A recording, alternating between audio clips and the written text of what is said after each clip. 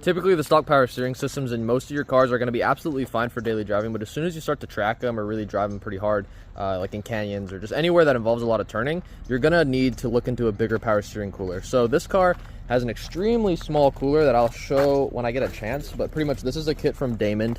It gives you a pretty large cooler and a bracket and a couple other lines, but I'm just going to go ahead and throw this in today, kind of explain why you need it, and just show the process of how easy it is to install a upgraded power steering cooler in any car, but for this specifically, my new Mazdaspeed 6. Power steering fluid acts as a hydraulic inside of a power steering system and is extremely susceptible to overheating when it's used under high pressures, such as long sweeping corners at high speeds or quick switchbacks in corners such as an autocross or a canyon run.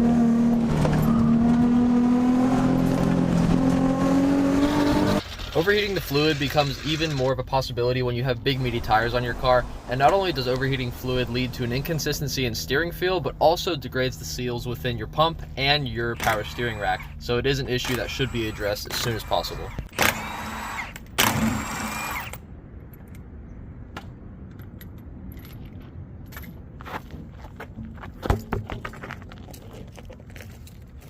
So I went in and took the bumper off just to give you guys a better look at it, and we'll go ahead and show you. This is our stock power steering cooler. That's it, literally just tube with some fins on it. To be fair, there's a lot of line for the fluid to kind of dissipate heat. It goes all the way from the pump up there, all the way down through here, all the way over, back up into the rack. So, I mean, it works okay, but like I said, long sustained turns or quick turns back and forth will absolutely overheat this fluid. And that's not good for anything, not good for seals or the pump. So I'm going to go ahead and put the new cooler on, but I'm just trying to decide where to put it. The Damond kit wants me to put it right here, which is great if you don't have an intake there, but I do have the intake there, and I don't want to do a short ram because the cold air is better.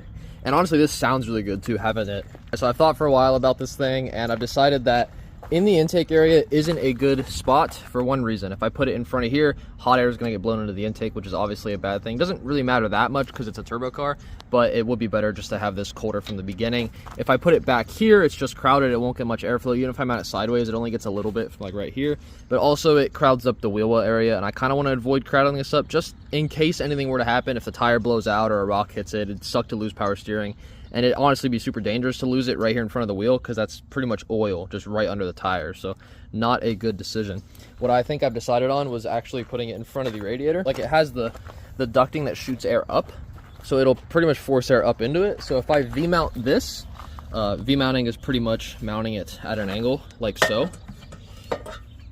If I V-mount the cooler like that, it'll get air shot up into it through the ducting in the factory bumper, and it actually should get a ton of airflow up through here. And if I mount it off to the side, it won't be much in the way of the radiator. And the power steering is supposed to run a lot cooler than the coolant, so it shouldn't affect it by putting hot air into the radiator.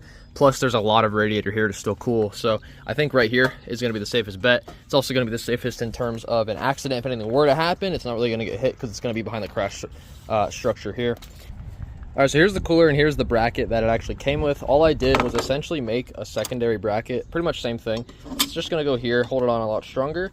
And for the first time, I actually used a rib nut. I've been meaning to use this, but I've never got a chance to use it just because the tool doesn't really fit in a lot of places. But this is extremely hard to drill through, but I'm pretty much gonna drill here, rib nut it, and then I could use 2 bolts to pretty much hold the bracket here and sort of just V-mount the cooler upwards. And then obviously we'll bleed it out after that, but for now, this should work out great.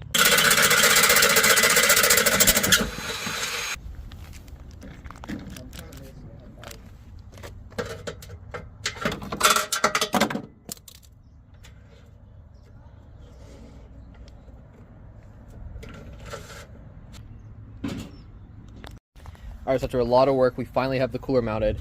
Rib nutted both up here, and the brackets hold it pretty solid. There's a little bit of play in it. I don't expect it to move much once lines are attached to it because the lines will kind of hold it up.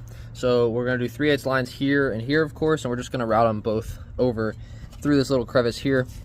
Alright, so this whole thing turned into quite the ordeal. This car is not at all what I'm used to in the way that the lines are 1/2 inch instead of 5/8. So I actually had to get a 1/2 inch 3/8 adapter for this lower line. I pretty much just bypassed the stock metal line that runs across the whole thing to the side because the cooler's here now. So I just have the wire, not the wire. I have the line coming in here. The other one goes here, routes down, kind of like the factory one does. But I'm going to secure this up into the subframe like so. And it is attached under here because that is important where the axle is. It's just 3/8. So the nipple off the rack is 3/8, but the other fittings are all 1/2 inch, so you have to use adapters for those. But now we have this set up. Now I can fill it up with fluid. I'm gonna go ahead and just use this ATF. Should work fine. And when bleeding these, don't start it if it's not fully bled, because you're gonna run the pump dry as soon as you start it. It's gonna suck all the fluid down and immediately run dry. So what you want to do is actually fill it up and just turn the wheel full lock to the left. It'll pretty much fill the whole system with fluid. Being where the feed is, usually in the power steering, it's near the pinion, where the steering column goes into the rack. So if you turn it all the way to the left, it'll fill the whole rack with fluid first. That way you have much less of a chance running the pump dry, so there's more likely chance it'll save the pump.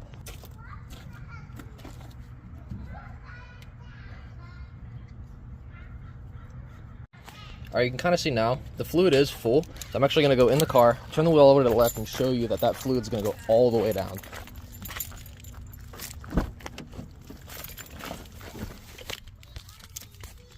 So key in, cut it all the way to the left, and that fluid's pretty much going to drain entirely. All right, I think I'll go ahead and conclude the video here. The install is fully done. I know I didn't really touch on much after I actually installed the cooler on the car and started to try and run the lines, but it just turned into a pretty big deal, and I didn't really want to whip out the camera when I already had limited time. But this is essentially the whole install. The cooler is in the car. I don't know if you're going to be able to see it because it is tucked up there. It's pretty dark. Ooh, you might kind of be able to see it in there, but the system is now bled. Pump still runs good. No weird noises. Power steering is good now, and I'm excited to feel it at the track because I am probably going to take this thing to the track. Probably, I think it's like 2 or 3 weeks now, and I'm going to be throwing some bigger tires on it, more grippy tires, and if I can get it to run right and make boost properly and not really overheat or not break up, then I have a pretty high chance of actually taking this thing because I'm super excited to feel the way all-wheel drive is on track.